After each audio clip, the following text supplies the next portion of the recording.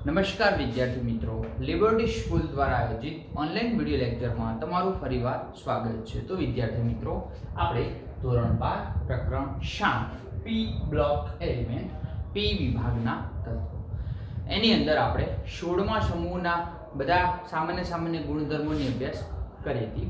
હવે એની અંદર આપણે પહેલું તત્વ જે ઓક્સિજન હતું એના વિશે થોડી ચર્ચા કરીએ અને એનું એક સંયોજન છે ડાયઓક્સિજન, બરાબર? તો ધ્યાન આપજો। क्वेश्चन है डायऑक्सीजन ની બનાવટ, એના ગુણધર્મો અને એના ઉપયોગો જણાવો। डायऑक्सीजन O2 ની બનાવટ, ગુણધર્મો અને ઉપયોગો।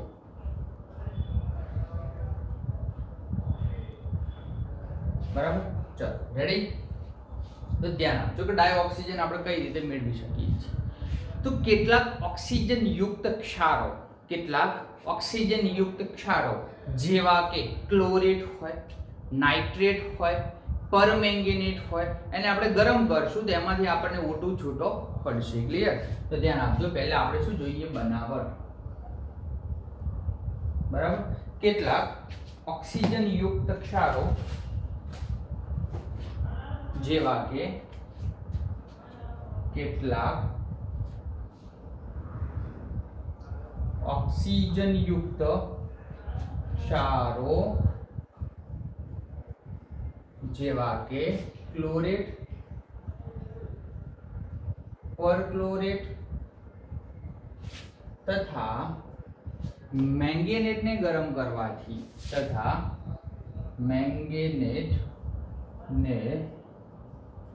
ગરમ કરવાથી ડાયऑक्सीजन મેળવી શકાય છે।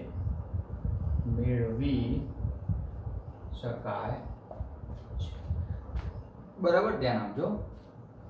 પહેલા આપણે બનાવટ જોઈએ કે કેટલાક ઓક્સિજન યુક્ત ક્ષારો જેવા કે ક્લોરેટ હોય કે પરક્લોરેટ હોય કે મેંગેનેટ હોય એને આપણે ગરમ કરીએ તો આપણને ડાયऑक्सीजन મળે છે। एक सामान्य उदाहरण द्वारा આપણે સ્પષ્ટ કરીએ। દાખલા તરીકે હું KClO3 લઉં છું, બરાબર? શું લઉં છું? KClO3, પોટેશિયમ પરક્લોરેટ, બરાબર? એનું ઉષ્મીય વિઘટન કરું છું, એને ગરમ કરું છું તો એની અંદરથી KCl અલગ થાય અને આપણને O2 મળે। શું મળે? KCl O2, જે O2 મળે છે અને આપણે શું કહીશું? ડાયऑक्सीजन। શું કહીશું? ડાયऑक्सी, બરાબર છે? તો ધ્યાન આપજો कि प्रक्रिया संतुलित करिए। 2KClO3 पोटेशियम परक्लोरेट तो 2KCl મળશે તો 3 2 6 એટલે 3 O2 મળશે, 3 ઓક્સિજન। ડાયऑक्सीजन કેટલા મોલેક્યુલ મળશે? 3, બરાબર છે? ઓકે, પછી આપણે બીજી બનાવટ જોઈએ કે કેટલાક ધાતુ પદાર્થો તમે લો અને એ ધાતુ પદાર્થોનું તમે ઉષ્મીય વિઘટન કરો તો પણ તમને એની અંદરથી ડાયऑक्सीजन વાયુ છે છૂટો પડી જશે। બરાબર છે? ધ્યાન આપજો કે વિદ્યુત રાસાયણિક શ્રેણીમાં કેટલીક ધાતુઓના ઓક્સાઇડ સંયોજનો અને કેટલીક ધાતુઓના ઉચ્ચતર ઓક્સાઇડ સંયોજનનું ઉષ્મીય વિઘટન કરવામાં આવે તો ડાયऑक्सीजन મળે છે। બીજી બનાવટ, બરાબર? કેટલીક ધાતુઓના ઓક્સાઇડ, કેટલીક ધાતુઓના ઓક્સાઇડનું ઉષ્મીય વિઘટન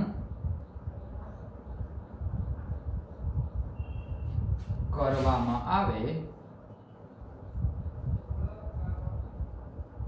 ડાયऑक्सीजन મળે છે।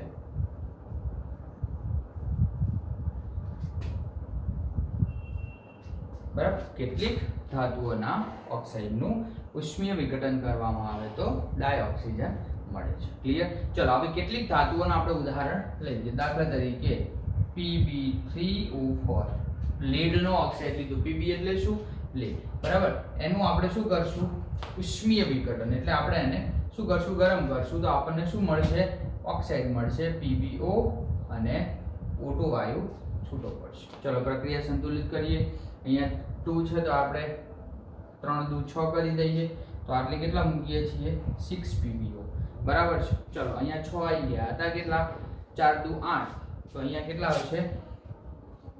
સોરી 4 2 8 તો આ ખાલી O2 રહેશે બરાબર. પ્રક્રિયા સંતુલિત છે કારણ કે 3 દુ 6 Pb અને 6 PbO એટલે 6 ઓક્સિજન અને 2 8 ઓક્સિજન 4 દુ ને 8 ઓક્સિજન. તો શું મળે છે? ડાય ઓક્સિજન. શું મળ્યું આપણને? ડાય ઓક્સિજન. ચલો બીજો કોઈ આપણે લઈએ, દાખલા તરીકે Hg2O. Hg એટલે મર્ક્યુરી, અને આ મર્ક્યુરીનો જ્યારે આપણે ઓક્સાઇડ લઈએ છીએ ત્યારે પણ આપણને નિપજ મળે છે બરાબર. શું મળે છે? તો મર્ક્યુરી ઓક્સાઇડ છૂટો પડે છે HgO, અને અહીંયા આપણને O2 મળે છે. ચલો જોઈ લઈએ પ્રક્રિયા 2 દુ 4 બરાબર. તો 4 HgO બરાબર છે. તો પ્રક્રિયા સંતુલિત કરવા માટે આપણે શું કરશું? Hg2O, તો Hg2O ના વધારે મોલેક્યુલ લેશું. ક્લિયર? ધ્યાન આપજો. Hg2O તો આપણને શું મળે છે? 2 બરાબર. તો 2 ઓક્સિજન, તો HgO અને 2 ઓક્સિજન. તો પ્રક્રિયા રાસાયણિક દ્રષ્ટિએ સંતુલિત નથી. ક્લિયર? તો આપણે આવી પ્રક્રિયા ઘણી વખત પરીક્ષામાં શું થાય? સંતુલિત કરવી પડે છે બરાબર. તો આપણને શું મળે છે? તો Hg2O માંથી 2 HgO અને O2 અહીંયા છૂટું પડે છે બરાબર. તો શું થશે? HgO અને O2 આપણને પ્રક્રિયાને અંતે પાછો મળે છે. ક્લિયર? ચલો રેડી. તો આપણે એ ચર્ચા કરી બરાબર. ચલો આને આપણે થોડુંક રીઅરેન્જ કરીને લખીએ કે Hg2O બરાબર. ઇક્વેશન અહીંયા 2 મૂળ લખું તો 2 દુ 4 Hg મળે છે, અને O2 એટલે ડાયોક્સિજન છૂટો પડે. આને આપણે શું કહીશું? ડાયોક્સિજન બરાબર. ચલો આ તો આપણે શાનો ઓક્સાઇડ લીધો? પહેલા લીધો લેડનો, પછી Hg નો, હવે આપણે સિલ્વરનો લઈએ. શાનો લઈએ? સિલ્વરનો બરાબર. તો એમાં આપણને શું નિપજ મળે? ધ્યાન આપજો કે Ag2O. શું લઈએ? Ag બરાબર. તો અહીંયા આપણને સેમ પ્રક્રિયા થાય. 2 દુ 4 Ag વત્તા O2 અહીંયા આપણને પ્રક્રિયાને અંતે પાછો મળે છે. તો આવી કેટલીક પ્રક્રિયા છે, એની અંદર આપણે કેટલીક ધાતુઓ લઈએ, એ ધાતુઓનો આપણે શું લઈએ? ઓક્સાઇડ લઈએ. તે ધાતુઓના ઓક્સાઇડ દ્વારા આપણે શું અલગ પાડી શકશું? એની અંદરથી ડાયોક્સિજન અલગ પાડી શકીએ છીએ બરાબર. પછી આગળ ચર્ચા કરીએ કે જો તમે હાઇડ્રોજન પેરોક્સાઇડ લો, જો તમે હાઇડ્રોજન પેરોક્સાઇડ લો, એને તમે કોઈ ધાતુ સાથે MnO2 ની હાજરીમાં ગરમ કરો છો તો પણ તમને ડાયોક્સિજન મળે છે. ચલો H2O2 નામ શું થાય? હાઇડ્રોજન પેરોક્સાઇડ બરાબર. હાઇડ્રોજન પેરોક્સાઇડ બરાબર. ચલો કોઈ ધાતુની હાજરીમાં MnO2 સાથે ગરમ કરો છો ત્યારે પાણી મળશે, જોડે જોડે O2 મળશે. પાણી મળશે, જોડે જોડે O2 મળશે બરાબર. ચલો અહીંયા હું 2 કરીશ તો 2 દુ 4, તો અહીંયા પણ શું થશે? 2 ઓક્સિજન ને બીજા 2 4, તો 2 દુ 4 ઓક્સિજન મળે. આ પણ શું મળ્યું આપણને? ડાય ઓક્સિજન. શું મળે? ડાય ઓક્સિજન બરાબર. પછી એક હમણાં મેં ચર્ચા કરી એ લઈ લઈએ આપણે, સિલ્વરનો ઓક્સાઇડ 2Ag2O બરાબર. તો આપણને શું મળશે? એનું ઉષ્મીય વિઘટન કરવાથી 2 દુ 4 એટલે 4 Hg વત્તા O2 એટલે ડાયોક્સિજન બરાબર. ચલો આ તો આપણે કોઈ ધાતુઓના ઓક્સાઇડની પ્રક્રિયા જોઈ. હવે દાખલા તરીકે કોઈ વિદ્યુત વિભાજનની પ્રક્રિયા જોઈએ તો પાણીના વિદ્યુત વિભાજનથી આપણને કેથોડ ઉપર હાઇડ્રોજન વાયુ અને એનોડ ઉપર ઓક્સિજન વાયુ મળે છે બરાબર. પાણીના વિદ્યુત વિભાજનથી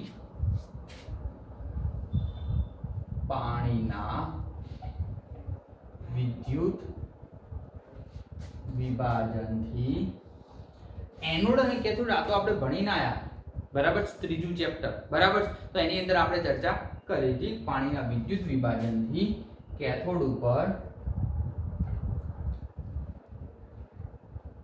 હાઇડ્રોજન વાયુ અને એનોડ પર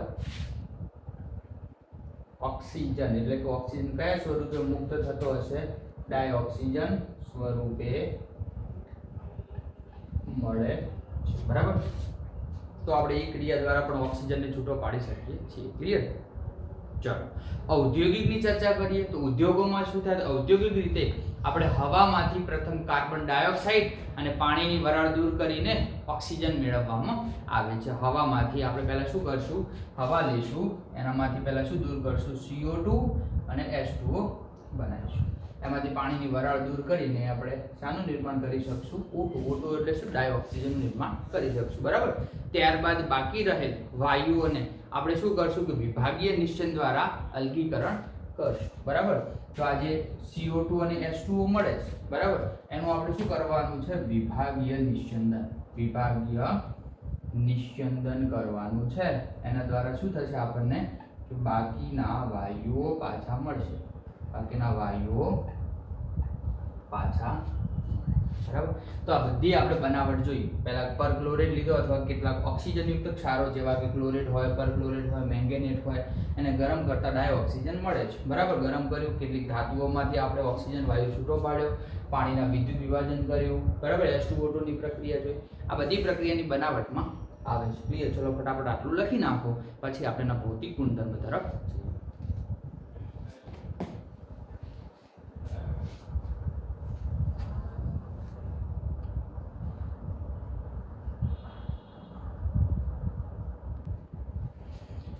ચલો તો લખી રહ્યા છો. હવે આપણે જઈએ છીએ ભૌતિક ગુણધર્મો, બરાબર.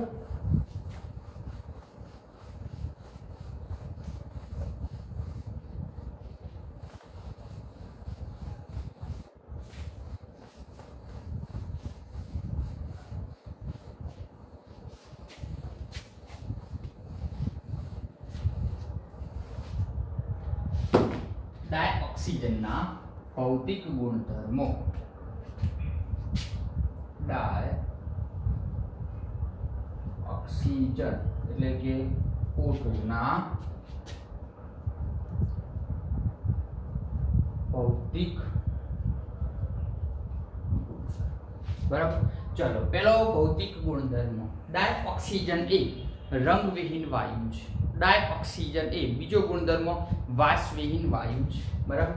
ચલો ડાયઓક્સિજન O2 એ રંગવિહીન વાયુ છે. બીજો O2 એ વાસવિહીન વાયુ છે. હવે આપણે થોડીક એની દ્રાવ્યતાની ચર્ચા કરીએ તો 298 કેલ્વિન તાપમાને, કેટલા તાપમાને? 298 કેલ્વિન એટલે કે 25 અંશ સેલ્સિયસ તાપમાને જો આપણે ડાયોક્સિજનની દ્રાવ્યતાની વાત કરીએ તો એ દ્રાવ્યતા 100 સેન્ટીમીટર ક્યુબ જેટલી છે, બરાબર. તો લખો 25 અંશ સેલ્સિયસ અથવા 298 કેલ્વિન તાપમાને O2 ની પાણીમાં દ્રાવ્યતા 100 સેન્ટીમીટર ક્યુબ જેટલી છે, બરાબર છે. ઓકે, આગળ ચર્ચા કરીએ કે આ ડાયોક્સિજન ક્યારે કયા તાપમાને પ્રવાહીકરણ પામશે? ડાયોક્સિજન કયા તાપમાને ઠારણ પામશે? એટલે ગલન બિંદુ અને ઉત્કલન બિંદુ શું ધ્યાન આપજો. ડાયોક્સિજન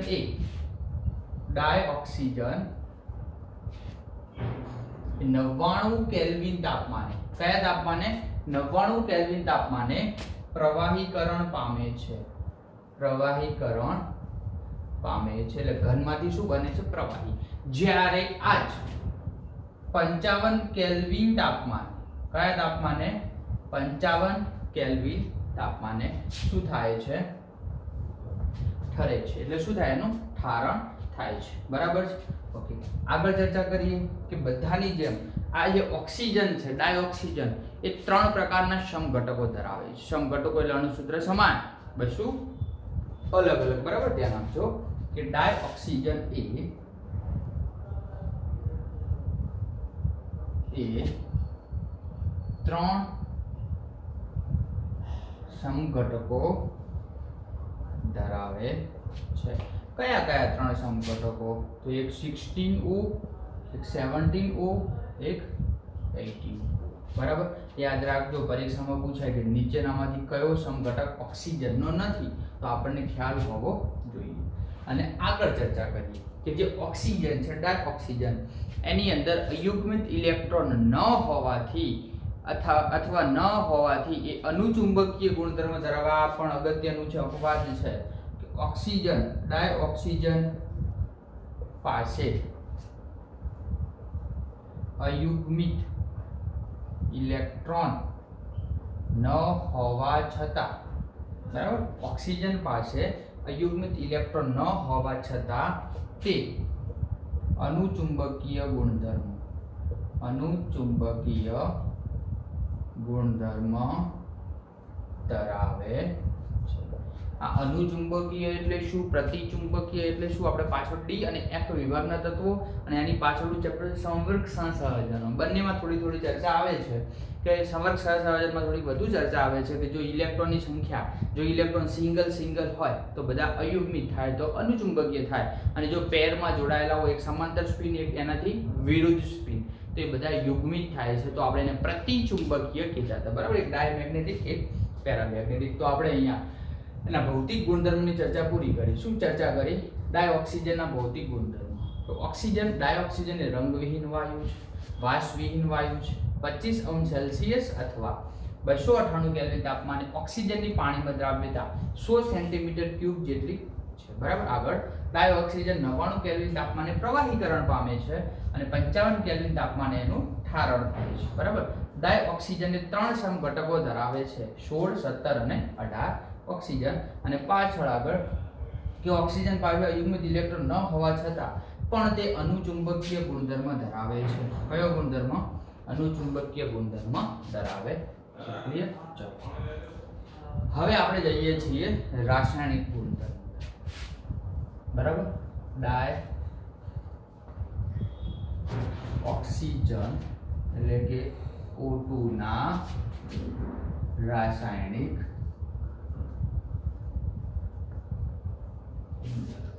બરાબર છે.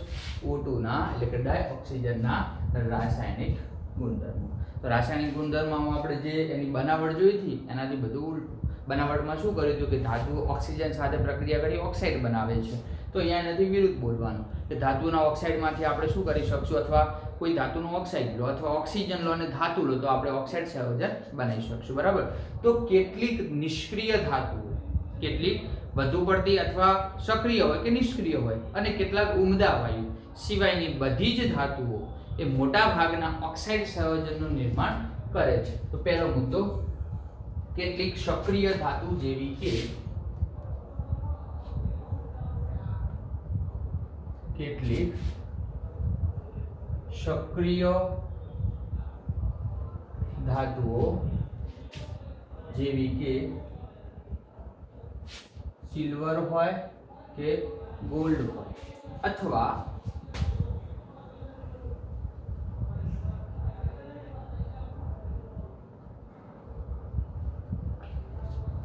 બરાબર કેટલીક સક્રિય ધાતુ જેવી કે Ag હોય કે Au હોય, અથવા નિષ્ક્રિય વાયુ સિવાયની બધી જ ધાતુઓ ડાયઓક્સિજન સાથે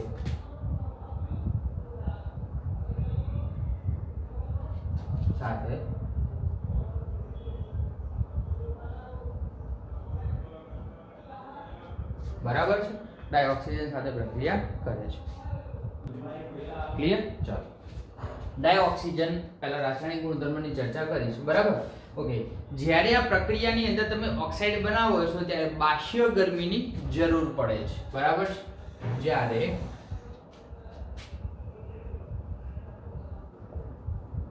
પ્રક્રિયા થઈ નિપજ બને છે ત્યારે બાહ્ય ગરમીની આવશ્યકતા રહે છે. કેમ બાહ્ય ગરમીની જરૂર પડે? કારણ કે ઓક્સિજન દ્વિબંધ ઓક્સિજન, બરાબર, આની બંધને તોડવા માટે બંધ વિયોજન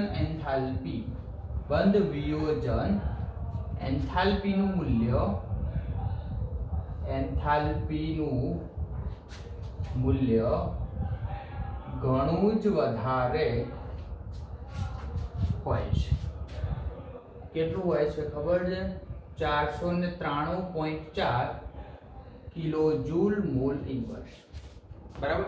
જ્યારે પ્રક્રિયા થઈ અને નિપજ બને છે ત્યારે બાહ્ય ગરમીની આવશ્યકતા રહે છે. અથવા તમે એવું કહો કે પ્રક્રિયા શરૂ કરવા માટે બરાબર. પ્રક્રિયા થઈ અને નિપજ બને છે એટલે પ્રક્રિયા શરૂ થાય છે ત્યારે બાહ્ય ગરમીની આવશ્યકતા રહે છે, કારણ કે ઓક્સિજનની બંધ વિયોજન એન્થાલ્પીનું મૂલ્ય ઘણું જ વધારે હોય છે. કેટલું? 493.4. તો હવે કેટલીક આપણે પ્રક્રિયા જોઈએ કે જે રાસાયણિક ગુણધર્મ દર્શાવે છે. બરાબર. તો ધ્યાન આપજો કે ડાયઓક્સિજન એટલે શું? O2. કોની સાથે પ્રક્રિયા કરે છે? તો બધી જ ધાતુઓ સાથે પ્રક્રિયા કરે છે અને શું બનાવે છે? ધાતુઓના ઓક્સાઇડ. શું બનાવે છે? ધાતુઓના ઓક્સાઇડ. બરાબર. ચલો આપણે એક્ઝામ્પલ સ્ટેપ બાય સ્ટેપ સમજીએ. હું પહેલી ધાતુ લઉં કેલ્શિયમ. બરાબર. એની પ્રક્રિયા શાની સાથે કરું? O2 સાથે. એટલે શું બને છે? CaO.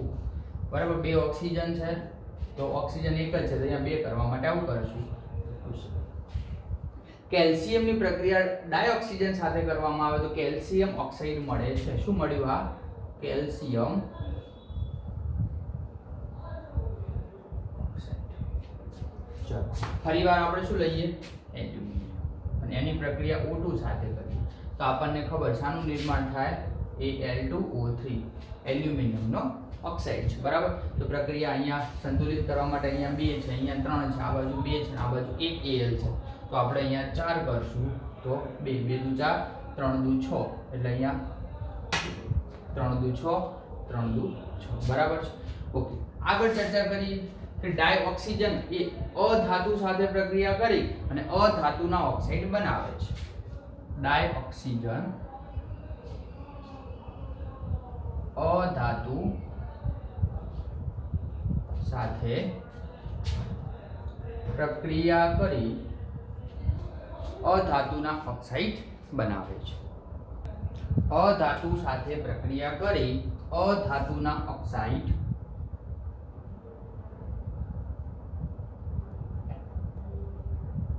બનાવે છે. બરાબર. આપણે ઉદાહરણ લઈએ કે ફોસ્ફરસ અધાતુ છે તો ફોસ્ફરસ લઈએ. ફોસ્ફરસ કોની સાથે પ્રક્રિયા કરાવવાની? ડાયઓક્સિજન સાથે. તો શું બનાવશે? P4O10.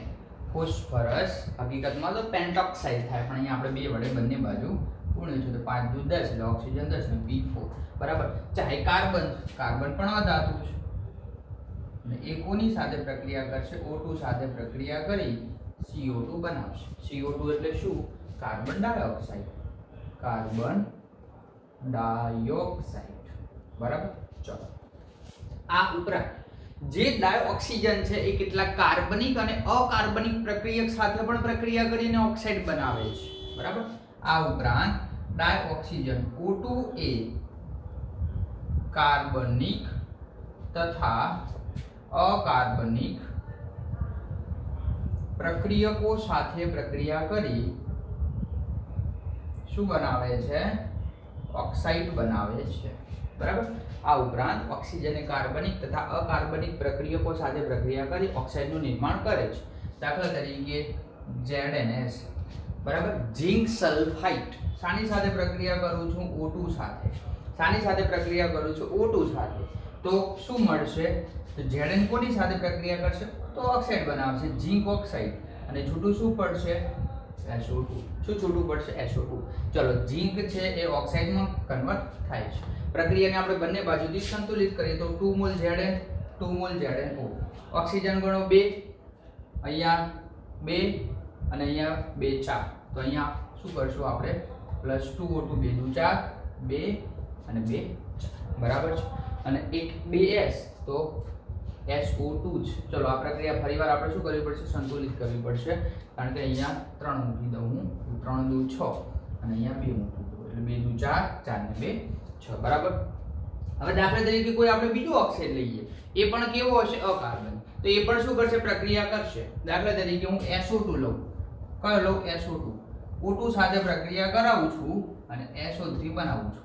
સલ્ફર ડાયોક્સાઇડમાંથી સલ્ફર ટ્રાયોક્સાઇડ બનાવું છું. સલ્ફર ડાયોક્સાઇડમાંથી સલ્ફર ટ્રાયોક્સાઇડ. ચલો 2 મોલ એટલે 2 દુ 4 4 ને 2 6 અહીંયા 2 મૂકી દઉં એટલે 3 દુ 6. પણ આ પ્રક્રિયા V2O5 એટલે વેનેડિયમ પેન્ટોક્સાઇડની હાજરીમાં પ્રક્રિયા કરવામાં આવે છે. બરાબર.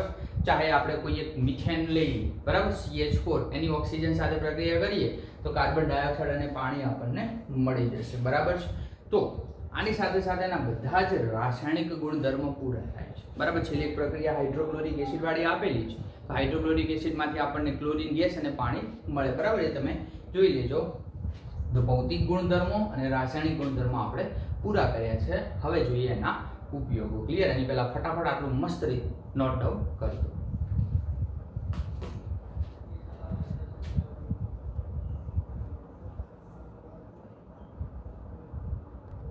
ચાલો, તો લખી રહ્યા છો. હવે આપણે જોઈએ છીએ ઉપયોગો, બરાબર.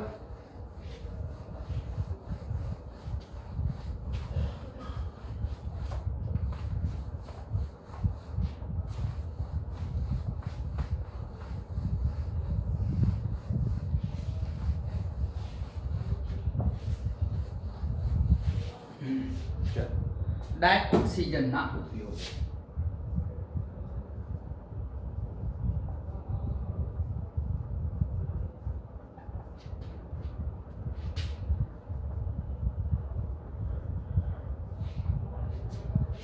ડાયઓક્સિજનના ઉપયોગો. ડાયઓક્સિજન એ શ્વસનની પ્રક્રિયામાં આવશ્યક છે, દહનની પ્રક્રિયામાં જરૂરી છે. શ્વસનની પ્રક્રિયામાં ઉપયોગ થાય, બીજો દહનની પ્રક્રિયામાં ઉપયોગ થાય, બરાબર. ચલો આગળ. કે એક આપણે જ્યોતની થોડી ચર્ચા કરવી છે.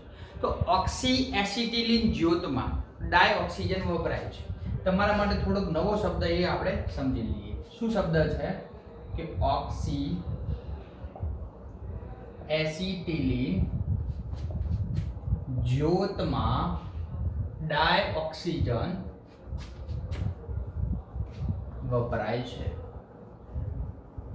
તો ઓક્સી એસિટિલિન જ્યોત એટલે શું? તો તાપમાન ખૂબ જ નીચું રાખવું હોય, તાપમાન ખૂબ જ નીચું રાખવું હોય તો એ ઓક્સી એસિટિલિન જ્યોતની અંદર આપણે તાપમાન શું રાખી શકીએ? એકદમ નીચું રાખી શકીએ છીએ. ક્લિયર? તો ઓક્સી એસિટિલિન જ્યોતમાં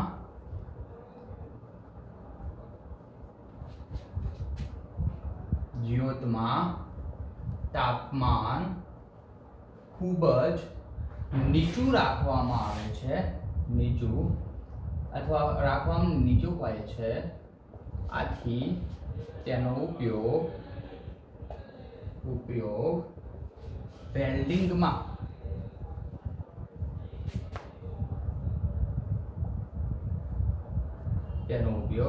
વેલ્ડિંગમાં કરવામાં આવે છે, બરાબર. ઓક્સી એસિટિલિન જ્યોતમાં તાપમાન ખૂબ જ નીચું હોય છે, નીચું રાખવામાં આવે છે. આથી એનો ઉપયોગ શામાં? વેલ્ડિંગ કરવામાં આવે છે, બરાબર. કેટલીક ધાતુઓના ઉત્પાદનમાં, કોના? ધાતુઓના